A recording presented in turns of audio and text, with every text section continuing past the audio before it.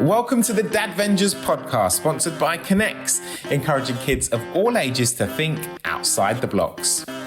Now, more and more dads want to be involved in their children's development, but sometimes find it hard to find guidance and support. As a hands-on dad myself, I want to help create an aspirational image of fatherhood that we can all strive for through the variety of guests we have on the show and their journey through parenthood. So let's talk, let's laugh, and let's share the things we find difficult and become the type of dads we really want to be. I am absolutely thrilled to welcome you here for the first ever Dad Vengers podcast, and I'm even more excited about our first ever guest. He's a fairly new dad, having welcomed his daughter Ruby to the world back in 2018. He's responsible for saving many parents' sanity on a regular basis. He's the longest standing CBeebies presenter. It is, of course, the wonderful Andy Day. This is the first one, Nigel. I'm honoured. I'm honoured to come onto your Dadvengers podcast as the first person. Dude, we are so happy to have you as the first Dad Venger. Well, it's great to be here, mate. You are a very, very, very busy man. You just had a little girl, Ruby, 2 years ago. How has that affected your work? I guess I probably, certainly with filming, need more makeup to hide the rings under my eyes from the lack of sleep. No, actually, she's not a bad sleeper. She's really good, actually. So I'm lucky in that department. That was my one fear about having kids, was just I'm useless when I've got no sleep. And you know, it's like being on camera, thinking of lines, thinking of what you got to say, being on it. You know, it's you got to be prepped and ready, haven't you? Yeah, exactly. It's not changed that much. You know what? I have an incredible partner. She's amazing. She's very supportive of what I do. She's a full-time mother at the moment, so it works really well for us. And also, like when it comes to festivals and anything I do with the Odd Socks with the band, Ruby comes with. So it's an added audience member. She loves it. So other than a bit of a lack of sleep and a bit more got to focus, it's not been too bad. She's still young. She's only 2, but is she aware that what Daddy does is a little bit different or a little bit special? Well, she certainly knows I'm on TV because I force her to watch my programs. Sit down, watch this. Literally, this morning, we were doing Andy's Dino Toy Box links. Amazing. I mean, anything we can get with Andy at the beginning is what we're going for. No, I tell you, it was a lot of fun because it was in lockdown. Kat, my other half, Kat, who you've met, she is a director and producer. She knows her way around a camera, so she shot it all. And we would put Ruby to bed. And then shoot it? Yeah. So we shot it on a Monday and a Wednesday and a Friday. It took 2 months, and we'd shoot it. Yeah. Wow. So it was good. It was a very unique experience, and we got on really well, which was great because in those scenarios when you're tired and you know it could go either way. And Kat's amazing with all that. So yeah, it was good. It does look a bit like I'm self-obsessive in my house because we have a little figurine of me that she plays with. And dude, has she got a little figurine of you? Yeah. And, so in the magazine, Andy's Adventures magazine, there's been a figurine that's sort of been given out for free in the magazine for a few years now. And so so she plays with it, but she didn't. No, I mean, obviously she sees. I think in her head, it's a different person. She says daddy, but it's a different person on the TV to who her daddy is at home. Dude, you say that, right? Okay. Now, years ago, I was at a toy fair and there was a little sort of rag doll that looked a little bit like me. It had similar hair to me. And the company that had it, they gave me one and I took it home. My daughter now, if I'm away for a night or two, that doll sleeps in the bed with her. Yeah. So it's a thing. It's a thing. No, absolutely. Absolutely. How did you find out that Ruby was coming along? And were you prepared? What did you go through? So it all happened really, really quickly. So we planned to have Rubes, and I actually remember when we found out. I was working at the CBeebies house in presentation. Yeah, and we were in the premiere in next door, and I just remember the pint of urine on the side with the tests. That's what I remember, really, in my head, a pint of urine. But that didn't matter because when we found out, obviously, we were just, elated. ecstatic. So chuffed, yeah. It's one of those things, isn't it? One of those moments that you kind of never forget. My finding out that I was going to become a daddy, I was out drinking with a couple of friends, and I got a phone call, and Melina said, "Okay, so I've got something important to tell you." And already, your ears prick up. You're like, well, what do you need to tell me? What do you need to tell me? It was one of those moments. And she was like, no, I'll tell you later. I'll tell you when you get home. And that just kind of made it worse for me. And I was like, no, you need to tell me now. And I found out, I was, 2 or 3 drinks in, and then heard that news and was like, I'll have some more drinks. It kind of went that way. It kind of went a little bit that way. But then, went home later and chatted and found out that, I'm going to be a daddy. How long was you with Melina at that point? We hadn't been together that long. We'd been together 6 months, maybe. Oh, okay. Right. Yeah, we'd been together 6 months, and it was just everything. One thing led to another, and it was just right. This is who we are. This is who we're going to be. And then Rory came along and never looked back, really. Yeah. Oh, fantastic. Now, you are a patron for the Anti-Bullying Alliance. Can you tell me a bit about it, how you got involved?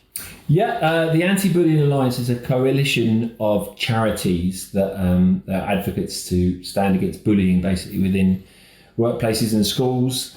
And me and the Odd Socks, the band, have a song called Unique. And we were really wanting to join up with a charity we were passionate about, and something to get involved, to sort of give back with. And we came across the Anti-Bullying Alliance, who at the time, they have a different theme each year for the Anti-Bullying Week. Wow. And that theme that year was all different, all equal.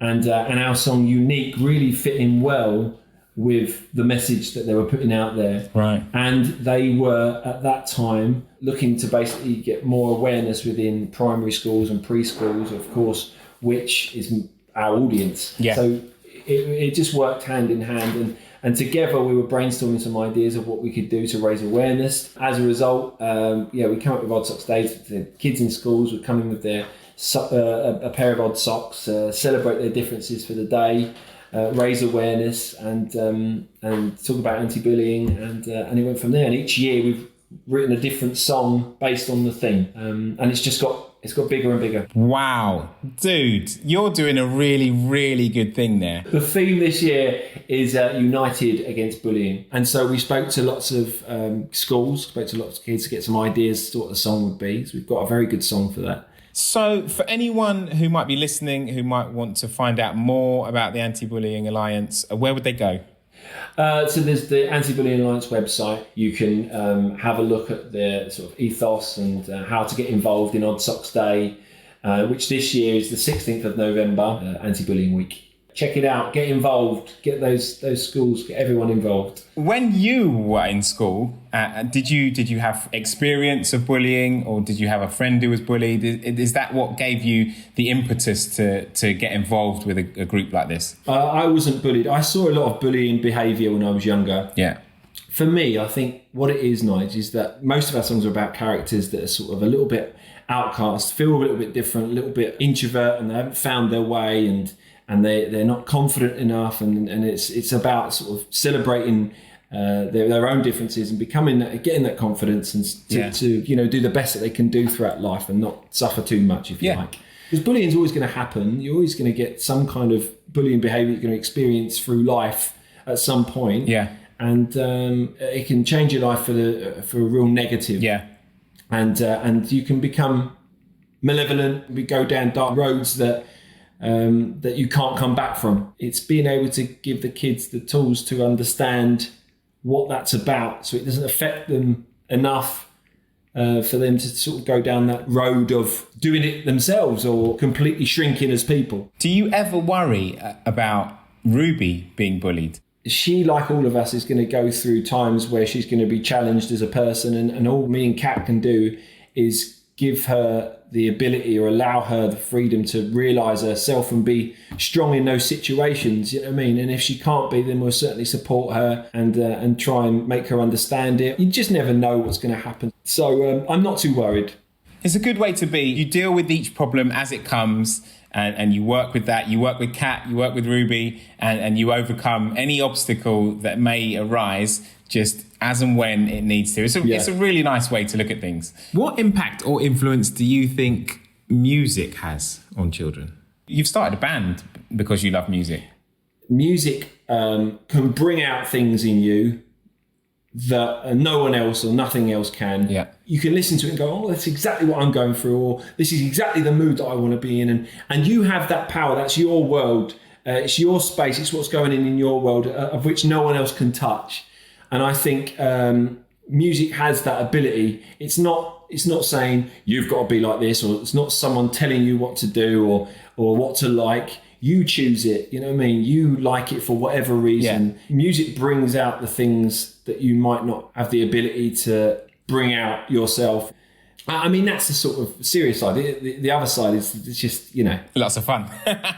love music, you know what I mean? Just love listening to music, and I think it does the world of good for a lot of people. So. Yeah, definitely. How did you get into music? I enjoyed performing. That's what I enjoyed.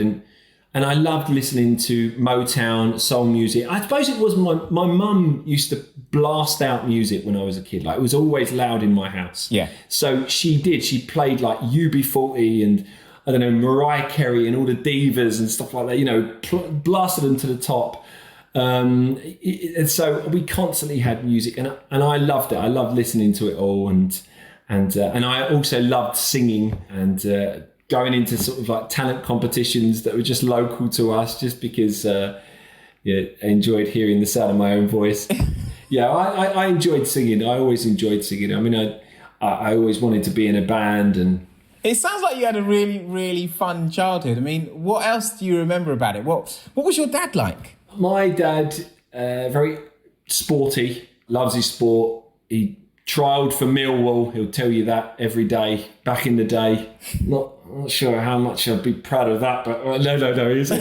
He was a good footballer. He was brilliant at table tennis. He was in a league for table tennis and a league for cricket. He's in a league for lots of things. And I love sport, and I'm quite competitive. He's very competitive and doesn't like to lose, whereas I don't care if I lose. I just want to make sure I do the best with it. And I love the competitiveness of it. I love competitive sports. Yeah. Is it right that he was a diamond cutter?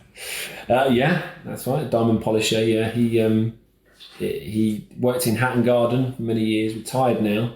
Did you ever see him working, or did he ever explain what he did at work? Oh yeah. I'd go into his workshop. Sometimes I'd help him. Like he'd have this big skive. What's a skive? A skive is like a spinning wheel, and you put diamond dust in it or coal, and then you've got this like claw that holds the diamond, and it's a very skillful, delicate job, and it involves a Bunsen burner. We used to see that all the time. And sometimes, many times actually, I've gone and helped him find diamonds that have just spun off the skive, because it can happen. So what you're saying, like, as a child, like 10 years old, he's like lost the diamond off the skive, and he's like, Andy boy, come over and see if you... Go on, boy. You're 10 years old now. It's time to find those diamonds.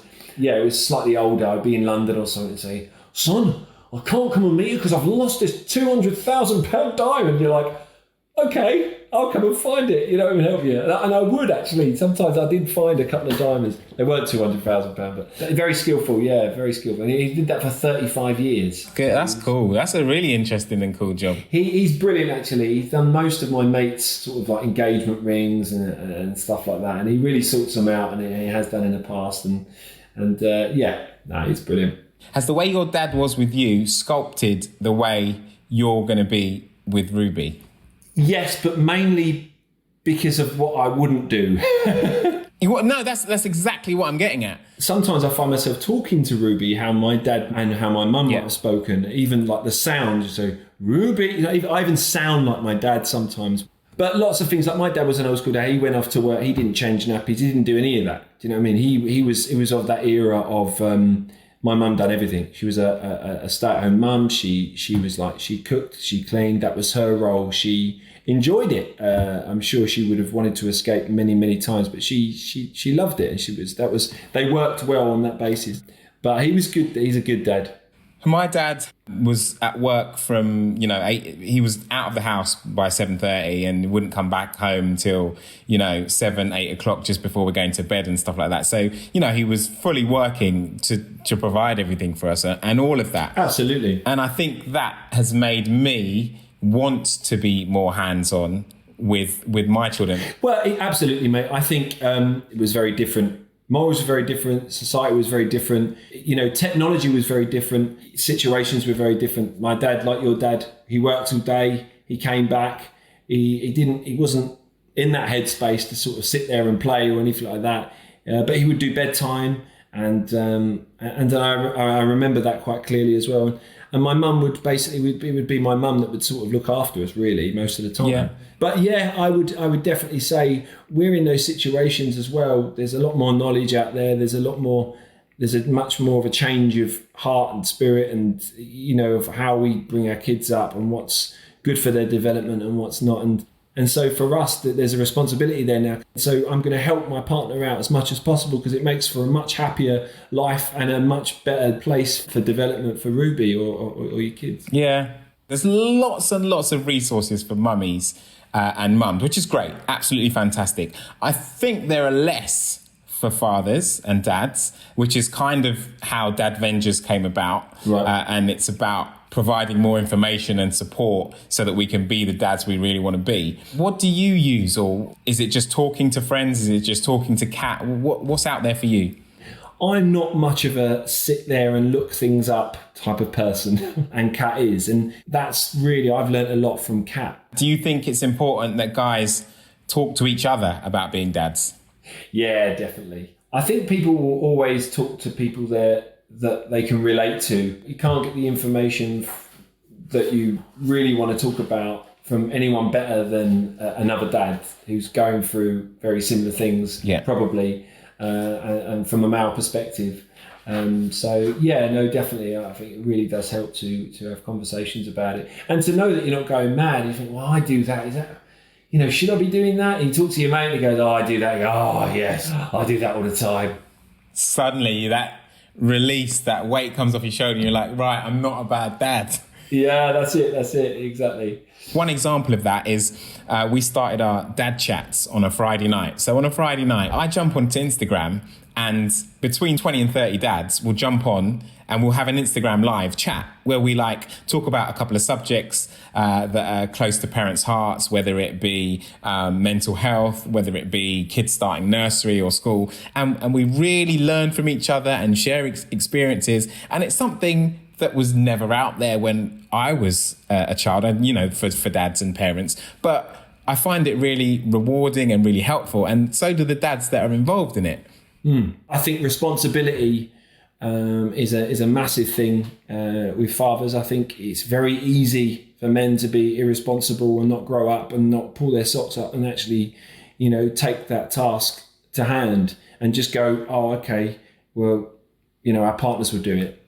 Yeah, no, I think you raise a really, really good point. And I think it's changing. I think there are people out there like yourself, like me, who do want to take responsibility, who do want to be hands-on fathers, who do want to get involved, who want to learn. And I think you are a great role model for that. Just here talking about what you do and what you want to bring to the table, hopefully that'll inspire more people out there to do that. I think if you don't take responsibility, I think the chain effect can be massive. So as a father, to realise the responsibility is really important because that the effect can be so damaging. And they say, parents mess up their kids. It's inevitable. We're going to be teaching them things that aren't probably the best for them or dealing with situations not in the best way for them to either go, oh, that wasn't very good, or, oh, yeah, I'm going to do that when I'm old. And it's built within them. It's such an effect. They're sponges. So it's easier for a bloke to go, right, okay, well, I'll let you do it all and I'm going to go down the pub because I'm the man and I'm going to go and go to work and then sort of come back. That's fine. If you are going to work and there's a balance, you work together with your partner and you work it out to the best way that you can. Yeah, definitely. But like you say, the world is changing. We're in a different place. And hopefully we're going to be moving forwards and we're going to have dads who really put in the time. Absolutely. I want to take it back to when you were a child and the toys you used to play with? I liked things like robots that could move if you put the money in, or I had a big truck. Do you remember Toby Big Truck? Whatever, you dial in the numbers and it would go. I love that. And Scale Electrics. I used to play with stuff like that. Scale Electrics. That was big time. That was. Yeah, that was amazing. I absolutely loved it. That's all I can remember really. I wasn't a massive computer game nerd. My brother was really into sort of consoles and stuff, and I sort of joined in, but I wasn't. Board games? Board games I loved sitting down with family and playing board games. Yeah, loved stuff. I mean, me and Kat do that now. Play Yahtzee quite a lot and Rummy Cub. Connecting with your kids is at the heart of what Dad Vengers is about, which is why we are so happy to have Connects as our sponsor. Connects and Kid Connects have projects for all the family, and they are the perfect activity for kids and adults to connect naturally through play, imagination, and creativity. Let's come full circle to the kind of things Ruby plays with now. All right, so she likes little figurines. She's got such an imagination. Like, she's got her dolls' houses, and they've all been sort of passed down through generations, these little dolls' houses and Sylvanian family or whatever. And she's got little things that she can just go, oh, what do you want to do? Oh, and she does the voices because Daddy is always putting on voices, and so does Mummy. Voices, yeah, of course. And she loves, like, we've got this little sock puppet that, do you know Neil Sterenberg? No. He's a fantastic puppeteer, and he made like Hacker and Dodge, and he makes little. Oh, okay. Yeah, you'll know. I've heard of him. Yeah, I have heard of him. He's such a lovely bloke, and we're good mates. And he puppeteered Kip the cat for Andy's Wild Adventures a long time ago. Ah, okay. And he gave me one of his first puppets. It was a little worm, and I basically do a little voice for that for Ruby, and a monkey, as it's got a monkey and a worm, and she loves it. And when we wanted to get her to do things, that's monkey and worm comes out. Ah, nice. Yeah. Now, what about Andy and Ruby time? Yeah, it's mainly sort of the park. We've got a local park which is brilliant, and we can just go and play. And she just, she loves it. Yeah. And sort of sitting down together. If I've got her in the morning, we take it in turns, me and Kat. If I'm not working, to get up with Rubes. Yeah. And it's usually that we'll come down and play whatever with the doll's house, with Play-Doh, doing art. Yeah. Make her breakfast, and then that's sort of we get a nice little bit of time there. And Good. as much as we can, really. What do you remember about the days leading up to Ruby being born, her birth, and the few days that followed when you finally brought her home? We call it birthday zero here on Dad Vengers. Right. Brace yourselves. Okay. No. It's not that painful. It's all good. Basically, we did... do you know what hypnobirthing is? Yes, I do know what hypnobirthing is. Yeah. So we were well into hypnobirthing. Yeah. It was great for Kat. And what was great about hypnobirthing is actually, for the dad, it gives them a role, a job. Yeah. Which is quite... it's basically doing whatever you can to make Kat feel comfortable. Yeah. The most painful part about it for me personally, and I could never even say the word painful for me in front of Kat, because what she had to go through is completely different.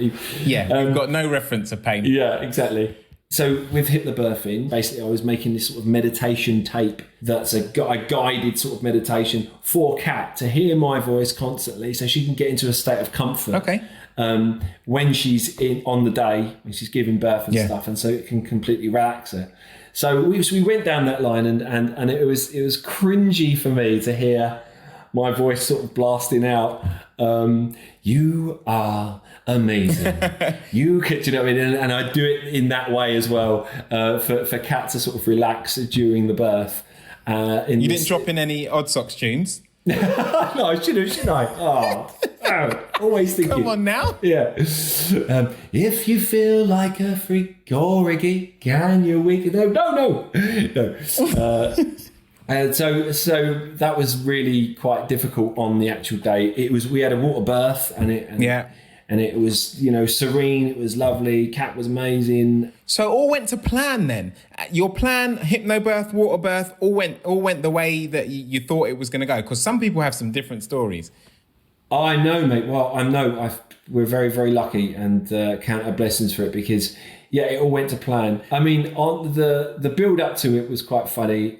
So she was in labour from about like 9 o'clock the night before up until like 3. And when I say labour, I mean before she was like however many centimetres it is dilated. And so I was like, right, okay, as a dad, right, okay, so I've got to do this, checklist, I've got to make sure I do this. Everything okay? Are you breathing? Yeah, brilliant. Relax, you know, doing all the supportive things that are meant to be doing and thinking, don't get this wrong. You know, just wanted to help Kat as much as possible. Much as possible. Yeah. Got her into the van, because I got a little camper van. Got her into the van. I was like, right, okay, we're ready. Where's the keys? The keys. The door was locked. No, the keys. Where's the keys? She's like, I just find the keys. And I was like, okay, don't worry. I'm going to find the keys. It's okay. And of course I was thinking, well, how did... You lost the keys to the camper van. This is the thing. Yes, the camper van. I thought in my head I'd lost the keys, but of course I'd opened the van for her to get in it. I knew I hadn't, or I didn't know in that moment. I just thought I had. I left them on the car seat. I left them on the seat. I was just, you know, in that zone wanting to... One of those moments where you've checked in and then suddenly you go, oh, where's my passport? Well, I've lost my passport. I left it at home. But you haven't. It's all there. Take a breath. Good. Take a step back. It's all good. Got to the hospital and then I was like, right, okay, if anyone, I'm going to detract everyone from Kat. I'm going to just get her in the zone. She just wants to get in the zone. It's like, right, okay, you okay then, darling? Midwife comes in. She said, right, she goes, okay, hang on a minute. I know you. Oh, you're Andy. Oh, my kids love it. And I'm thinking, this is really lovely, but... Not now. This is my job now. Is just comfort. This is not to talk about. This is not about me being on kids' TV. I mean, this is, please. And I'm trying to be as polite as possible. Yeah, oh, brilliant. Oh, maybe have a photo a bit later and... You okay, Kat? Everything all right? So I was just thinking, I just want to do the best job that I can. And she was so lovely, but she was still talking at me. She was still every now and then when she sort of quietened down, and then every now and then she would ask questions. How long have you been doing kids TV? And Kat was like, I was just feeding her ice bottles to cool her down, food if she needed it, and listening to the horrible guided meditation that I'd made for her over and over again. It was really painful. Have you still got that guided meditation tape? Well, I was getting rid of some stuff. I thought it had gone. I was hoping it had. But if we do have another one, I probably have to bring it back because I don't want to record another one. Because I tell you one situation, Nigel. Yeah. So I know I'm rambling on it, but I will tell you one situation. No, please, I want to hear it. One situation was I was recording one night. I was recording the meditation. She was next to me in bed, and I was going, okay, this is happening and that's happening. Guided meditation that you read out. It's for her to keep, because I was away a lot, so she could just keep listening to it. 1 20-minute take. One 20-minute take. 1 20-minute take. I got to 18 minutes. 18 minutes, almost finished it, and I screwed it up. I mucked it up. I made a mistake, and I didn't just carry on. I started laughing. Because I was like, no, and I started laughing, and so she's going, what are you doing? So I was going, I'm sorry, I'm just laughing. I mucked it up. I can't do it again. So literally, I didn't do it again that night. I just had to do it again elsewhere. Oh my goodness. 20 minutes of me going, now remember, you are... I can't remember what it was. Oh, dude, one of those moments where you're like, you almost got there. You almost crossed the finish line and then that was it. Mistakes were made. So, birth was all right. Great. Ruby arrives. Yeah. Oh, and I completely forgot. Sorry. I actually delivered her. Oh, my God. So I caught her when she came out, and which is what you request if you hypnobirthing, you put it on your form and say, oh yeah, I'd like to deliver type thing. And she said, well, go on. She was an old, very experienced Bristolian, lovely woman. And she was going, oh my love, all right then, my darling. Go on then. All you have to do, go on, she's coming. Oh, she's coming. Go on. Catch her. Go on, put your hands in, get ready. There we go. You're gonna deliver her. Oh my darling, you're gonna deliver her. She was so lovely. That must have been amazing. Oh, it was amazing, mate. Yeah, it was amazing. So, of course, you're nervous about that as well. What if I drop her? Oh my God, I'm going to drop her. this is no, I can't get this wrong. But then, of course, I knew how good I was at catching anyway, so I was all right. Because your dad sorted that out when he got you to play cricket. You're sorted. You can catch. I was sorted. So I caught Rubes anyway, and I cut the cord and stuff like that. And that was great. It all went to plan. You know, we were very lucky, and it was a magical experience. You know, one I'll never forget. She put on me the moment she got out of the water. Of course. And the Maconi, is it called the Maconi? Yeah, that sort of black tar. Yeah, that's it. Yeah, that babies have the first time round. Yeah, that's it. And because part of hypnobirthing for the black tar, the Maconi, you put it into a drink immediately. You swirl it around. You actually knock it back because it's good for you. You got me on. You have me on right now.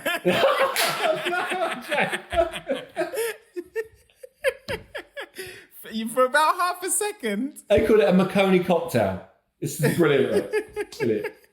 For about half a second, I was like, wait, hold on. What's this hypnobirthing that he did? So then eventually they came home. The house is quiet. It's you, it's Kat, it's Ruby. And you realise I'm responsible now. Yeah. I didn't believe it. Before all that, I didn't believe it. I didn't believe it. Like, obviously I knew Ruby was coming, but I didn't feel it. Yeah. I didn't feel it. Even though I'd gone into proper dad mode and started to do DIY, which I'm useless at. And, but, you know, I don't know if you did the same, but I was like in full on, I'm going to get the house ready. I'm going to make sure everything's good. Do you know what I mean? I'm going to look after Kat and make sure she's good so she can look after Bubs. She's not going anywhere. She's staying with us now. This is it. This is it. Yeah. And that's when it definitely it hits home. Yeah, it's a lovely moment. I'm so happy for you guys that you had such a great experience. Yeah. What was yours like then with the kids? I was lucky as well. My mum's a midwife. Oh. So my mum delivered both my kids. Oh, no way. Oh, that's lovely. So you were there catching yours, and I was standing next to my mum, who was like, "Don't you worry about this, Nigel. I've got this, mate." You're like, "Cheers, mum." But yeah, they both came pretty quickly. We didn't have any need for epidurals or anything. We got really lucky, the same as you. Just an incredible experience that you always remember. Yeah, it's just brilliant. We've had a little chat with Kat, and she's given us a few questions to test your Ruby knowledge a little bit. Oh, no. Okay, go on then. Okay, so first up, nice and easy. You kind of answered this before, but let's just check. What does Ruby think Mummy and Daddy do for work? What would Ruby say? Ruby would say, Daddy does dinosaurs and Mummy does photos. Correct. Yeah. Ding. And that was basically as a result of us doing. She knew that our room was set up with a dinosaur table, a camera, and stuff like that. So in her head, from then on, it was Mummy does photos because she was taking photos and recording, and Daddy does dinosaurs. It mainly came from that, actually. Right. Oh, cool. That's a nice little story. Okay, got another one. Go on. When and where was her first festival? Oh. Was it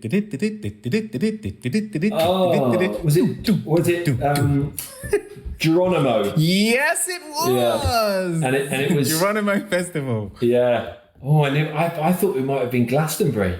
Well, we've got Geronimo at 3 weeks old, which is like immense. Yeah. And you were performing with the band. Yeah. And then we've also got an answer of you also did Glastonbury at 1. Yes, that's it, yeah. So she was 1 when we took her to Glastonbury, yeah. Nice. Yeah. That's legendary to be hitting your first festival at 3 weeks old. Yeah. She fell asleep to Stormzy in Glastonbury, which I was disappointed with. Wait, hold on. Whoa. Rewind. Back it up. I know, mate. I know. Wait.